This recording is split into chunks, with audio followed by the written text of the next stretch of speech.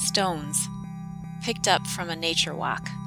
Simple, naturally elegant, each one so unique. Welcome to guests in my Polymer clay jewelry creations.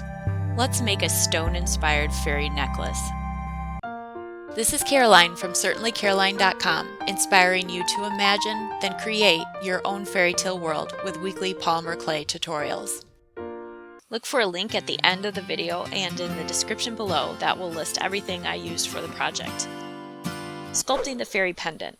Stones can be crazy colorful, but I want a more woodsy stone, so I'm using brown, black, green, and gray granite clay, and I mix them together with my clay machine.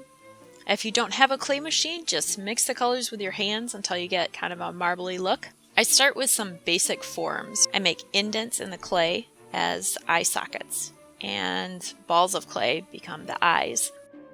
For most of the sculpting process, the fairy face looks kind of like a monster, so I just literally push and prod through it until I achieve something of value. This takes time, patience, and a little bit of skill, but I would say mostly time and patience. When I sculpt, I consciously practice enjoying the process. That way I'm not worried about it when it looks more like a monster. First it's a blob, then it's a monster, and then out of the monster, it becomes something of value.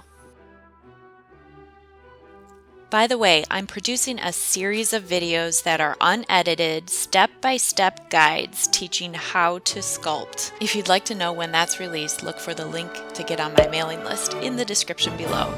Making the lichen. I really enjoyed making the lichen. Very simple to make. You just use a little bit of blue and a little bit of green, mix them together, add in a little bit of white, and before you know it, it looks like that lichen color.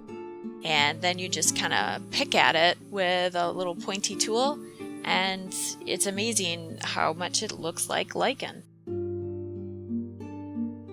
Making the back. I add a rolled out strip of clay around the stone that I will use to secure the fairy to the stone. I like to find naturally occurring indentations on the stone to wrap my strip of clay around. Once the polymer clay is baked, it stays on that stone nice and tight. To add the eye pin, I make a bend at the end and slide it into the clay.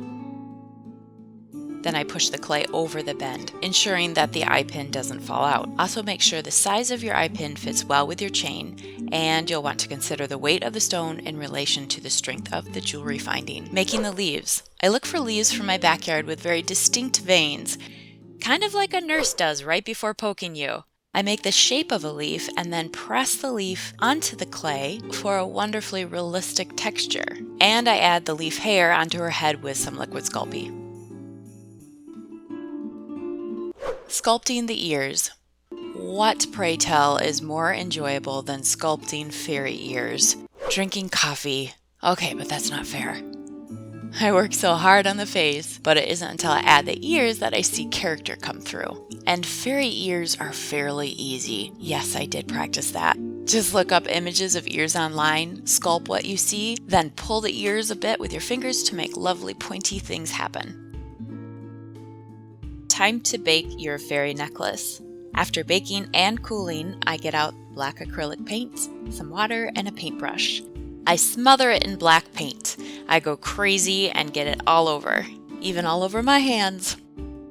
After I cover it all, I immediately begin to wipe almost all of it off with a paper napkin. The black gets into the crevices and produces an instant aged look. Super satisfying activity, that. Finishing touches. After the paint is dry, you can sand it. I love this step. Things really start to pop out and look really cool.